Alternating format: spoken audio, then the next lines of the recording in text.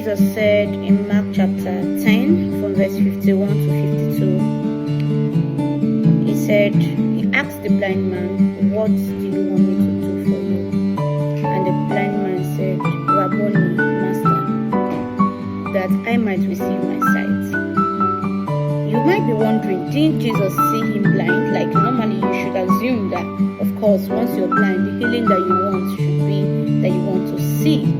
But Jesus needed to be sure.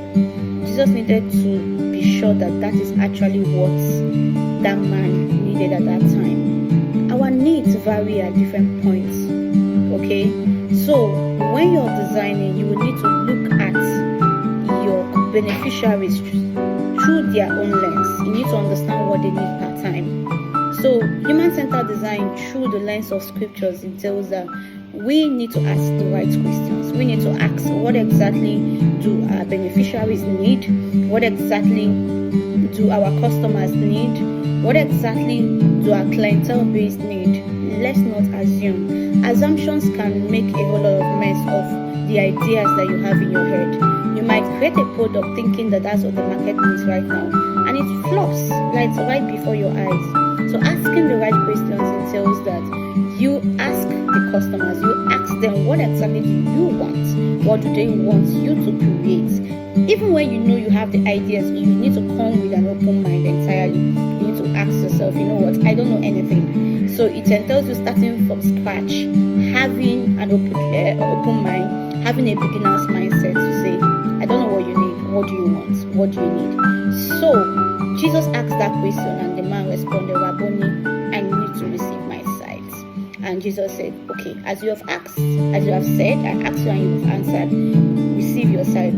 The Bible recorded that instantly the man received his sight and he went away. Solve needs based on, meet people at their point of needs. Don't assume you know what people want. Some persons come into your life, ask you things that, just like, okay, I think this is what we need to do. For instance, a popular story of an NGO that went to a particular location, and they thought that these people needed water because these people, they were living in a mountain hill, and they thought that these people, because they don't have water, their children go to a very long distance to fetch water, mountains and all that. And these people decided to dig a borehole for them. The community protested to say, that's not what we want, that's not what we want. So that was you assuming that this is what we wanted. Okay, and that's why the community closed the entire borehole. They now asked them why, and they said, at that moment when our kids, our children, our teenagers go out to fetch water, that's the only time we have with our spouses to make love to ourselves, to bond. And this also allows our teenagers, our young men and women to meet themselves along the road to the stream. And that's how I met my wife, that's how most of us met our spouses. And this is the only time we connect. Okay, this is the only time we connect. Our children meet themselves, that's the only time they even have to play. We don't want the water, and that's how they close down the borehole. So you need to ask the right question. You need to also ask, what exactly do your customers need per time? What exactly they want? What do they want to achieve for themselves? Then you create and design a service, a product, or anything intervention based on those answers. So your research methods need to be right. Your answers and your questions need to come. Your questions need to come from you to them. They need to be able to give you what exactly they want you to do for them. Don't design based on ego. Don't feed your ego. Don't just apply because you saw a grant or a proposal, and then you now decide to apply for a grant before you go look for what your customers actually want or beneficiaries actually want. Design for them, you're not designing for yourself. So step into their shoes, ask them the right questions, and start with a beginner's mindset. You don't know anything about them. Don't assume, and you have to go down to them. Jesus did not stay where he was and assume that this person might need him to decide to be gained or what. No, he came to them. So most of us, we want to solve needs, but we've never stepped into their shoes. We don't have empathy. We don't even know who these are our customers, their personas, what and who they look like.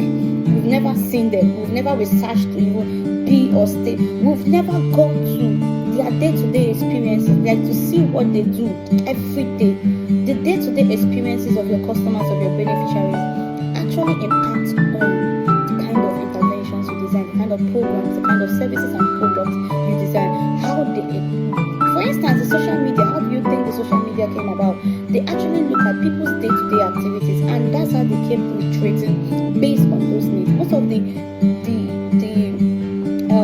products we have today, we are designed that way. Products that don't do well is because people don't need them, and people did not make research to know that, oh, I just designed that of ego. I just want to bear a CEO title. No, it's not about bearing a CEO title. It's about, you need to ask the right questions and quit your methodologies for, asking those questions and getting your answers correctly. Step into their shoes, understand what they need per time. This is human-centered design from the lens of scriptures. I woke up this morning thinking about that. Oh, this is really apt for me. That whatever I do, I need to ask. Don't assume that someone needs anything from you. Don't assume until they ask you. Okay? Ask them if you want, but don't assume that